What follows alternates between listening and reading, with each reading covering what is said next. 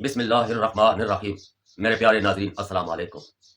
جیسا کہ آپ سب کو معلوم ہے کہ ہمارا اسلامی مہینہ محرم الحرام شروع ہو چکا ہے۔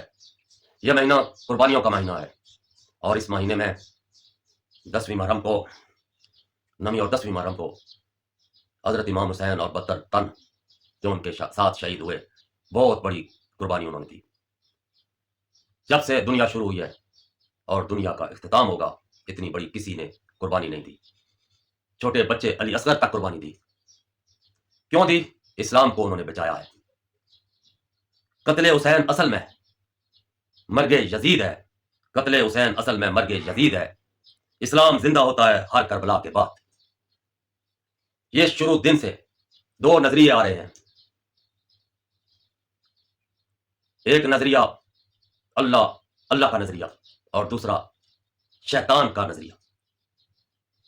آدم علیہ السلام سے لے کر کربلا تک جو شیطان کے لوگ گروہ میں شامل ہیں، وہ شیطان کی پوجا اور شیطان کی باتوں پر عمل کرتے ہیں، اور دوسرے اللہ اور رسول کی باتوں پر عمل کرتے ہیں۔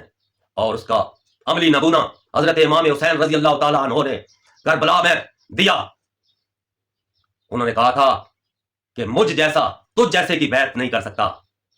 میرے دوستو، حضرت حسین رضی اللہ تعالی کی سوچ رحمانی سوچ تھی، اور یزید کی سوچ شیطانی سوچ تھی۔ وہ شیطان کے کہے پر عمل کرتا تھا، اور حضرت امام حسین جو اللہ رسول نے فرمایا تھا اس پر عمل کرتے ہوئے شہید ہوئے، اور 72 تن ساتھ ان کے شہید ہوئے۔ لیکن وہ یزید کے آگے جھکے نہیں تھے۔ انہوں نے سر تو اپنا دے دیا، لیکن سر جھکایا نہیں۔ حسین اسلام کا نام ہے، یزید کفر کے نظام کا نام ہے۔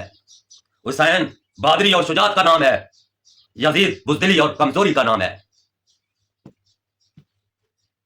حسین عزت کا نام ہے، یزید بے غیرتی کا نام ہے۔ حسین امانت کا نام ہے، یزید خیانت کا نام ہے۔ حسین شرافت کا نام ہے، یزید بدماشی اور بدکماشی کا نام ہے۔ حسین پاکیزگی کا نام ہے، حسین پاکیزگی کا نام ہے، یزید پلیتی کا نام ہے۔ حسین زندہ کا نام ہے، یزید مردہ کا نام ہے۔ حسین حقیقی فتح کا نام ہے، یزید ہمیشہ ہار کا نام ہے۔ حسین عروج کا نام ہے، یزید ہمیشہ زوال کا نام ہے۔ حسین کردار کا نام ہے، یزید بد کرداری کا نام ہے۔ حسین روشنی کا نام ہے، یزید تاریکی کا نام ہے۔ حسین جنت کا نام ہے، حسین جنت کا نام ہے، اور یزید دوزخ کا نام ہے۔ حسین سچ کا نام ہے، یزید جھوٹ کا نظام ہے۔ حسین حق کا نام ہے، یزید باطل نظام کا نام ہے۔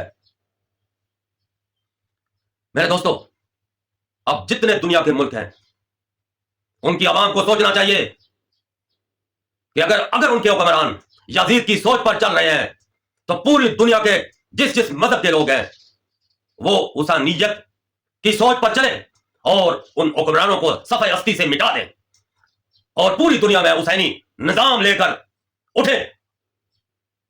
اور اگر حسینیت کے نظام پر پوری دنیا کے جتنے ممالک ہیں ان کے حکمران چل رہے ہیں، ان کو چاہیے کہ حسینی سوچ اور حسینی کردار کا ساتھ دیں۔